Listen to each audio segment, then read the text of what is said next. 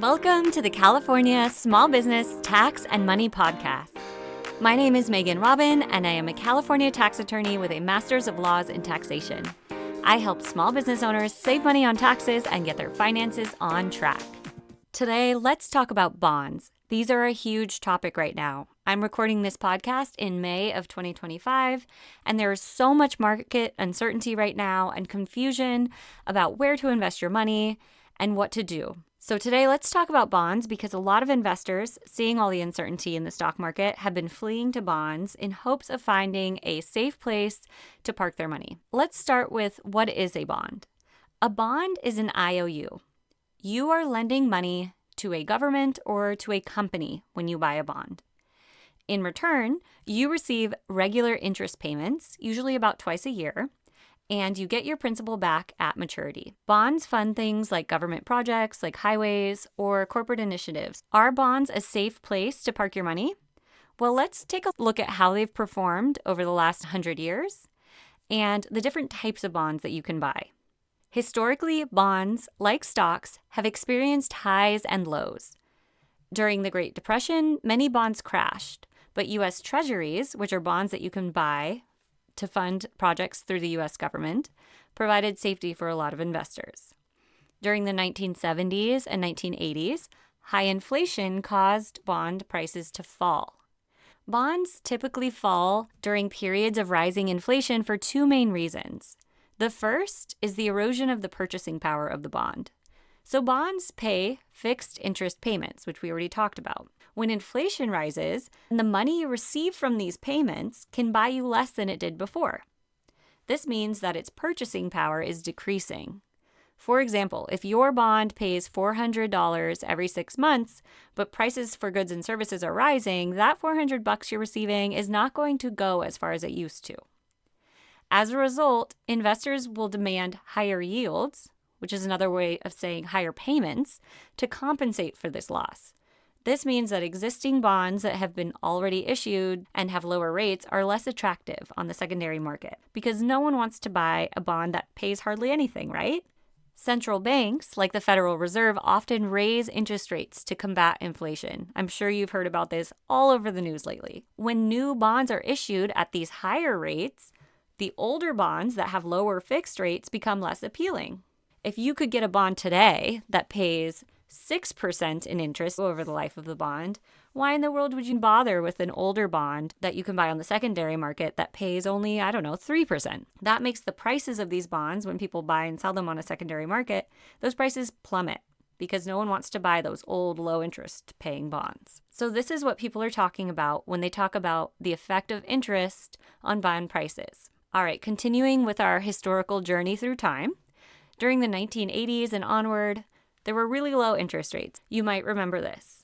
This resulted in bonds doing super well. During the 2008 crisis, stocks plummeted, but treasuries went up because a lot of times when stocks plummet, people look for other places to store their money, like you're seeing right now. And a lot of people bought treasuries, which are government bonds. You may have heard a lot of financial advisors say that bonds can balance your portfolio because a lot of times when stocks fall, bonds are okay, or vice versa. However, in 2022 and 2023, both stocks and bonds fell due to inflation and rate hikes. And this is a good reminder that bonds can be volatile too. It's not just stocks.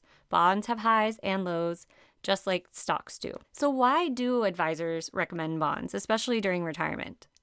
Well, bonds are generally less volatile, so even though they can go down, they usually go down less.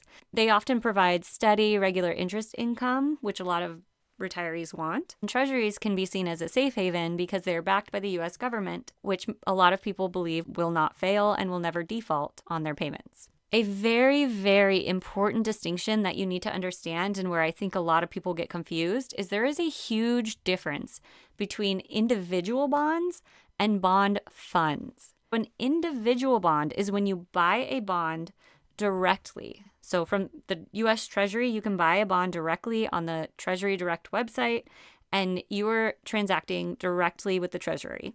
You can also buy bonds directly from private companies. If you hold these to maturity, you get regular interest payments and you get your full principal payment back. This offers certainty and predictability if you hold it to maturity.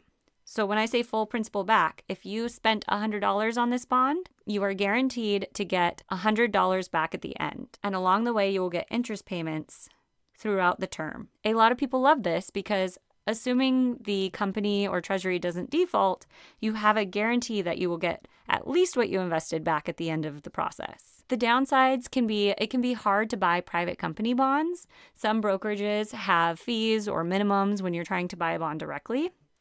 The treasury, it's pretty easy. It's straightforward. You go to treasurydirect.com and you can get treasuries. But for private companies, it can be harder. And it can be harder to diversify among a lot of different companies, which is why some people flock toward bond funds. So a bond fund is when the fund manager pools all of the investor money together to buy a whole bunch of different bonds. There is no set maturity date, and you have no guarantee of getting your original investment back when you sell your shares. The value can fluctuate up and down, and the fund is constantly buying and selling different bonds. The pros of this is you're very diversified. If there's a ton of different kinds of bonds from different kinds of companies in this fund, then if a few companies end up not paying back the amount they borrowed, which is called defaulting, then you're hedged against that risk because there are a lot of other bonds within this portfolio, so one single company defaulting isn't going to take the whole thing down. The downside is you're exposed to market risk. So your bond ownership piece in this fund can lose value if interest rates rise, like we talked about before. So these bond funds are a lot more volatile and have a lot less of a guarantee than buying an individual bond. So there's a huge difference between buying an individual bond and buying into a bond fund. Bond funds act a lot more like the stock market does. There's highs, there's lows, there's buying and selling, and there's market risk. Many financial experts argue that this risk is a lot lower because bonds don't usually deviate and have as big highs and lows as the stock market does. As a tax attorney, I look at whether your portfolio makes sense from a tax and legal standpoint. For example, from a tax perspective, if I see unnecessary trading or dividend-producing stocks or income-producing bonds in non-retirement accounts, and that's triggering tax liability unnecessarily, I will flag this. A poor portfolio composition can also cause your business to be inadequately capitalized. A business is considered adequately capitalized when it has enough financial resources, such as cash, assets, or access to credit, to meet its foreseeable operational needs, pay its debts, and handle unexpected expenses or downturns. In plain language, if your business savings and investments are a mess and you could lose everything in a downturn, this is a problem. Next, for corporations, especially in the context of limited liability, there's a legal doctrine that requires companies to be adequately capitalized at their formation and during their operation. If a corporation is grossly undercapitalized, courts may allow creditors to pierce the corporate veil and hold owners personally liable for their business debts. So in short, you don't want your small business finances to be a mess.